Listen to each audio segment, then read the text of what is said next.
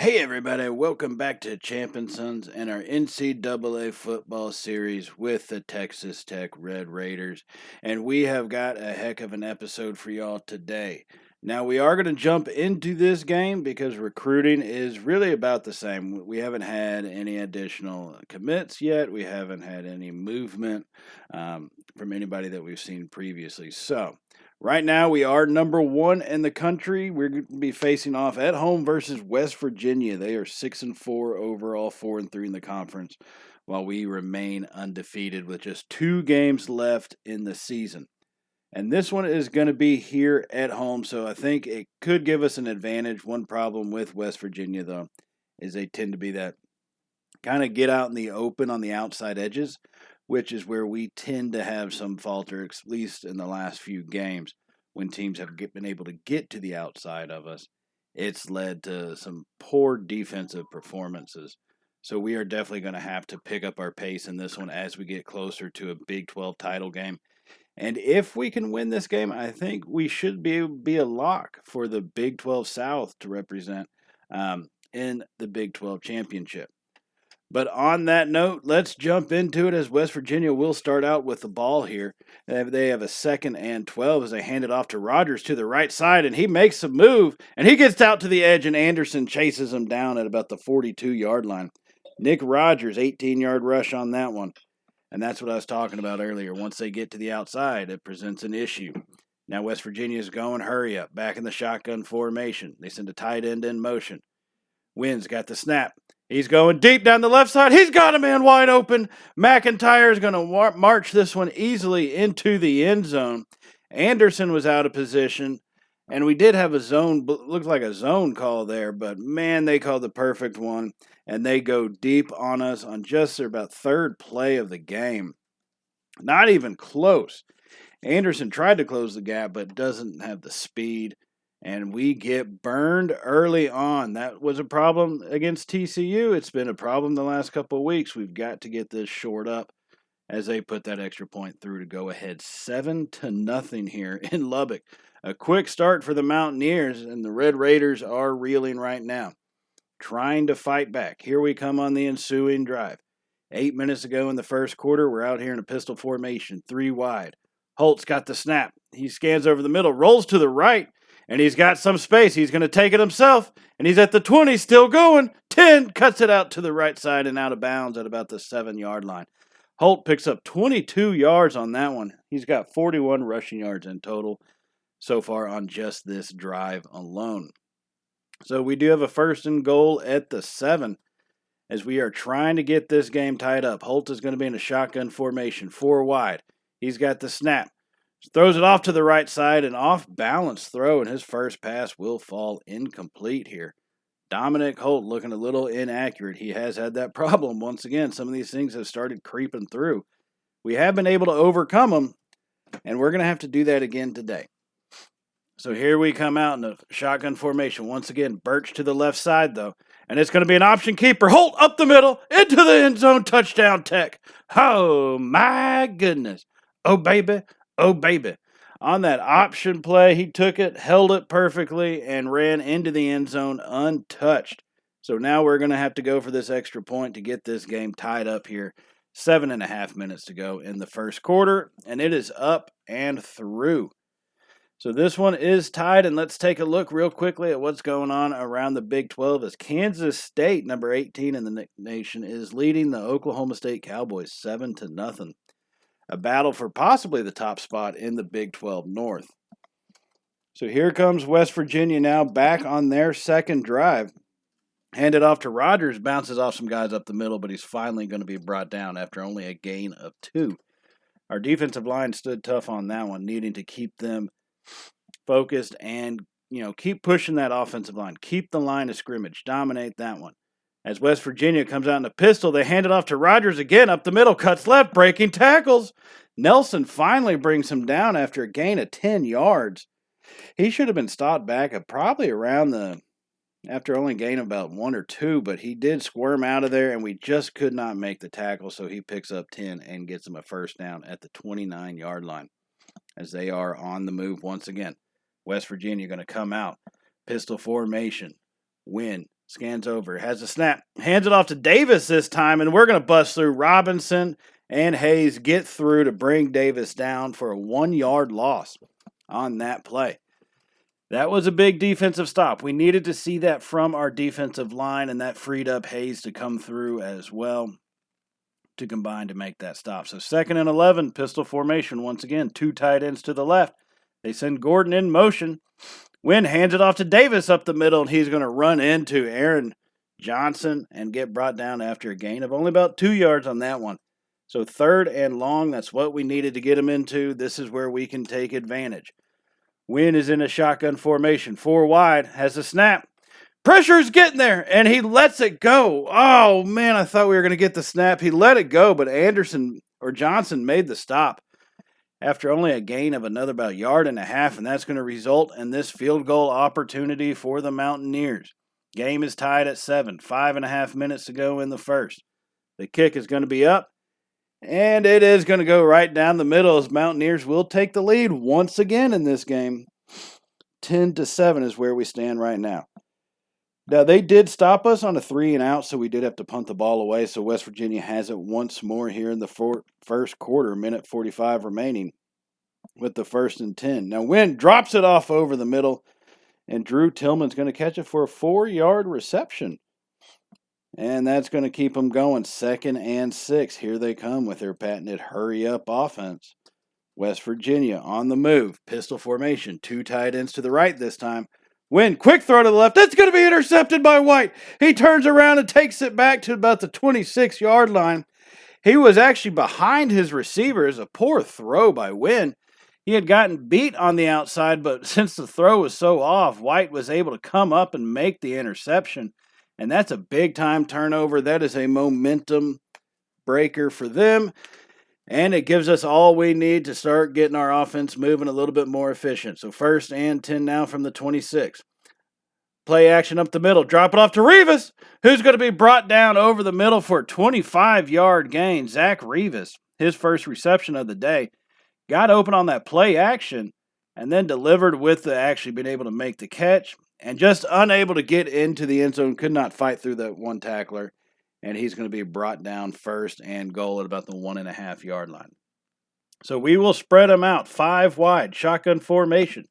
Holt has the snap, throws it quickly over the middle, and that one's almost intercepted. It was tipped by the Mountaineer linebacker, and he almost grabbed that one. That would have been a killer right there. So now trying with a 2nd and goal from the 1.5-yard line. Holt is going to be in a shotgun formation once again with Birch in the backfield. Hands it to Birch up the middle. He stood up, and he finally falls in. Chris Birch, 1-yard touchdown. Oh, my goodness. Oh, baby. Oh, baby. Chris Birch is going to give us the lead. A hard-fought touchdown for only about the 1.5 yards. Kind of surprised it made it that difficult for us. But he fights through and gets in, and the extra point is up and good, and we will now lead 14-10 here at the end of the first quarter. Well, 49 seconds are remaining, so I guess that's got to count for something. So now we're going to jump ahead to the start of the second quarter, 10 minutes to go, as we have Mountaineers are on the move about the 49-yard line of the Red Raiders. Wynn drops back, pressure gets there, and he releases it. Allen jumps up and gets the interception. Oh, my goodness. Oh, baby. Oh, baby. What a play made by Allen to get the 2nd interception. He did get his heels down. That last little view right there showed him. He was able to, I don't know if the receiver just missed it or what, but Allen does take advantage and gets the heels down and the turnover. So here comes our offense. Holt, 5 wide. He's going to send Birch in motion. Holt has a snap, scans over the field. He's going to drop it down deep. He's got Andy Paul down all the way to about the 31-yard line for 43 yards. Holt's now 3 of 6 for 80 yards on the play. Andy Paul, our tight end, they stopped paying attention to him and is able to get behind the safeties. And Holt dropped it in perfectly. An off throw right there, he's not going to catch it. Or if you short it, it's going to get intercepted, but he dropped it in right where it needed to be. Paul makes the catch. And now we are on the move at the 32-yard line is where they're going to place us. But we have a 1st and 10. Holt, play action up the middle. Pressure comes. and Holt's going to be sacked for a loss of 5 yards on that one. Pat Nelson for the Mountaineers came through practically untouched. I'm not sure what happened with the left side of our line there, if it was a blitzing linebacker that distracted our guard or what.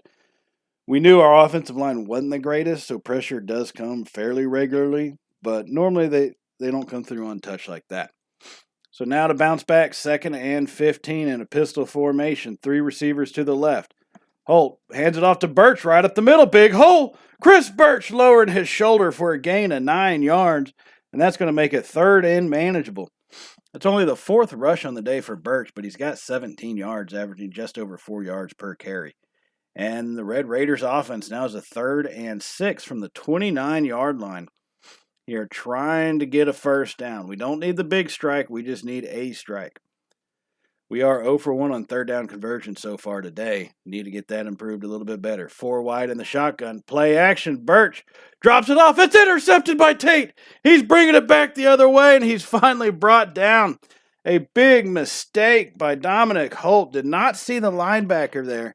It looks like the pressure was coming at him in his face, and he got rid of it too soon. And the Mountaineers will have possession. And they are moving. Rogers to the right side, cuts it back to the left. And Nick Rogers picks about 5 yards on that rush. The score is still 14-10 here, 7 minutes remaining in the second quarter. But the Mountaineers trying to change that right now with a 2nd and 5 coming from the about 28-yard line. As they come out in a pistol formation, 2 tight ends. They send one man in motion. Wynn hands it off to Rogers to the right. He's got an opening. And Nick Rogers is finally going to be pushed out of bounds at about the 20-yard line after a gain of 8. Now, he's got 14 rushes for 102 yards already on the day. He has been the Mountaineer offense outside of the one deep pass that they scored on the 3rd play. So we've got to get him tied up. Now, 1st and 10. Wynn with the snap. Pressure comes. He bounces off one tackler, and he almost gets free. Keith Wynn almost gets free, but Aaron Johnson comes in and cleans that one up. He bounced off our blitzing defensive back, and he was almost off to the races, but Johnson cleans it up, and that's going to bring up 2nd and 11 now, 6.5 minutes to go. This time they hand it off to Davis up the middle, and he's going to get stopped for just a 1-yard rush, and that's going to make it 3rd and 10. Keeping them in 3rd and longs is what we need as a defense. It's going to be our best option for survival, basically, at this stage. Now, 3rd and 10, they drop off a screen pass, but we read it perfectly, and Davis is going to get stopped. Daryl Davis loses 3 yards on that, and that's going to make it 4th and 13. Robinson read that and started to follow him over there, but just could not. That was, who's that, Armstrong on the side? Wilson actually read that and started chasing him down, but he cut it back, and Robinson's the one who cleaned that one up. So now they are going to go for a field goal opportunity of about 40 yards, 41 yards. They made a 44-yarder earlier in the game. And that one is up, and it is going to sail through. That is good. The score is now 14-13 here in Lubbock. As we check out what's happening in Stillwater, and Oklahoma State's is trailing pretty badly right now, 21-7 to the number 18 Kansas State Wildcats. They're still early in the second quarter, though. A lot of football left to play in that game. So I would expect that game to be a little bit higher scoring for Oklahoma State at least. So now here we come back on our next drive, leading 14-13. Holt drops it off to Davis up the middle, and Terry Davis is going to pick up 14 yards on that one. He doesn't get many opportunities, but he does take advantage apparently when the opportunities do come a-knocking. So 1st and 10 for the Red Raider offense. You'll see our scoreboard has disappeared temporarily. This is a little glitch that can happen within the NCAA game. So 1st and 10, we're going to go with an option. Holt keeps it to the left side, cuts it out even further. Dominic Holt into the end zone. Get your guns up, Red Raider Nation. It's a touchdown. Oh, my goodness. Oh, baby. Oh, baby. What a run by Holt to follow his blockers and then use them all the way to the end zone. And great blocking by Cutler there on the left side. Looks like Cutler or Jones on the left side to keep that defensive back bottled up and actually help kind of, slow up the safety a little bit as he came chasing him down. Now, we will get one more opportunity here, forcing West Virginia to punt the ball. We have under a minute as Holt drops back, and he's going to fire it deep down the left side. Holt, he finds Cutler, but he's unable to hang on to it. What a pass, but Cutler just could not bring it down. I mean, good play by the defense. Give him credit where credit is due. But still, we had him just a little bit further. I think that's a touchdown right there. So now 2nd and 10, 48 seconds remaining in the first half. Holt drops back. He's going to find Birch over the middle. A quick, easy little pass right there. Chris Birch is going to pick up 6 yards. It's going to be 3rd and 4. Now here we go. West Virginia's been running the fast-paced offense all day, so now we're going to pull it out on them. As Holt looks to be changing the play a little bit, 30 seconds remaining, shoring up some of the blocking assignments with what looks like the West Virginia defense might be blitzing. And they do. He gets it off, and that's going to be to Zach Rivas for a first down, for gain of 14 yards. Rivas has now got 48 yards on 3 receptions. And Holt's 9 of 15 for 150 yards. No touchdowns, but he does have the interception, so I guess there's that. Now, 17 seconds remaining. This clock is ticking. We should have used our timeouts properly. Holt drops it over to Cutler, and he's going to get hit hard. And we do finally call a timeout. It was a gain of about 12 yards on that one to bring up a 1st and 10. So there are 11 seconds remaining in this one. Needing to get the ball 37 yards into the end zone. Holt's going to go 5 wide. We send Birch in motion from left to right across the formation. Holt's got the snap. Does he have time? And he drops it off to Kyle Jones coming across the middle. That's going to be a 10-yard reception. And the Red Raiders use their 2nd timeout of the half. 7 seconds remaining in this one. Not much time left. You got about a pass into the end zone, maybe at most. Maybe a pass into the end zone. Holt's going to come out in the pistol 4 wide with Birch behind him. Holt has a snap. They drop back into the zone. He's going to loft it up. Hunter Sparks comes through with the catch, and he's down. And they do get their last timeout with 1 second remaining. Oh, wow, that's some risky coaching right there.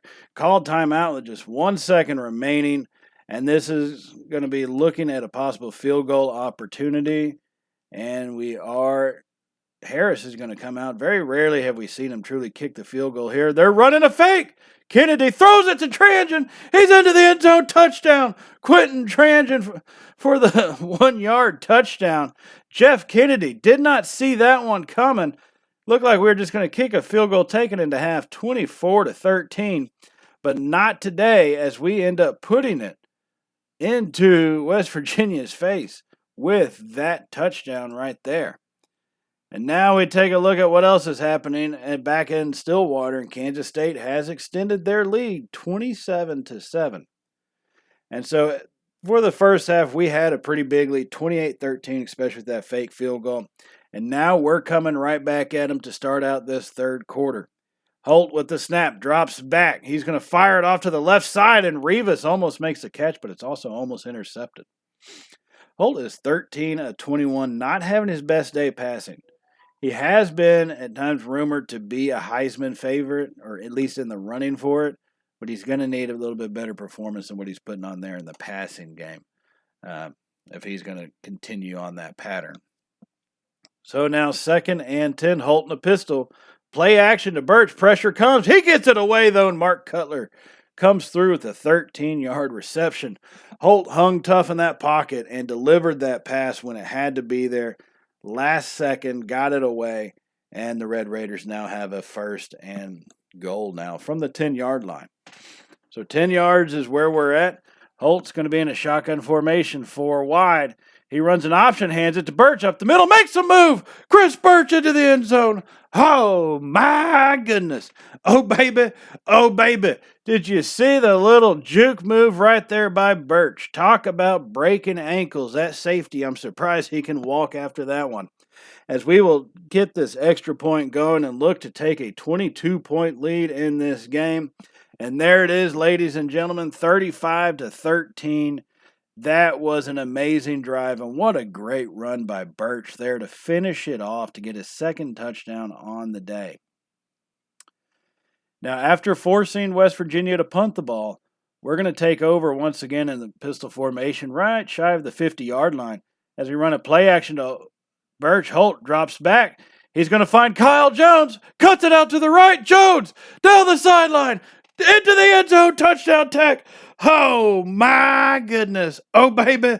Oh, baby. 52 yards. Run and catch and run for Kyle Jones. Look at that move he made on that defensive back and got around the corner, and they just could not bring him in. My goodness, that is the types of plays you expect from the number one team in the country. It looks like in this game we are starting to play like our rank has us positioned, and we have earned it steadily. Now with that extra point going through, the score is 42-13. But out in Stillwater, Oklahoma State looks like they're trying to disrupt things by making it 34-14.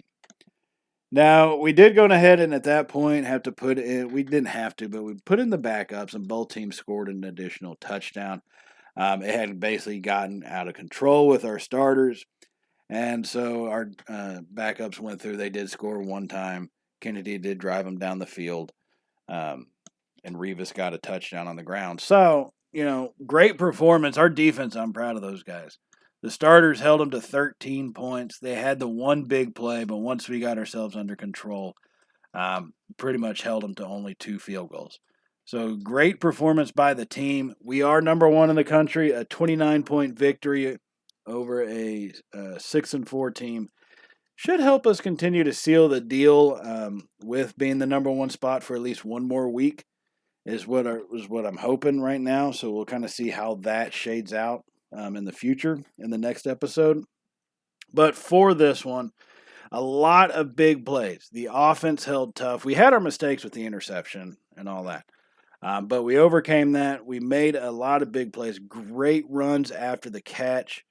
Great running by Birch alone. And Holt also on the options, keeping it and handing it off. It looks like this season so far has really come together. We are now 11-0, ladies and gentlemen. And remember to hit that subscribe button if you have not done so already. And if you did like today's video, go ahead and give us a thumbs up, as it does help out the channel. And we greatly appreciate everything that y'all do for us here at Champ and Sons. And definitely want to thank y'all for all the support y'all have shown us over the recent months. At the time of this recording, we now have 120 subscribers, which is crazy to think about. But it's an awesome feeling. So thank you all very much for that support. And be sure to hit that notification icon to be notified of all the content coming up and to see if we can go 12-0 in this season and make a run for the Natty.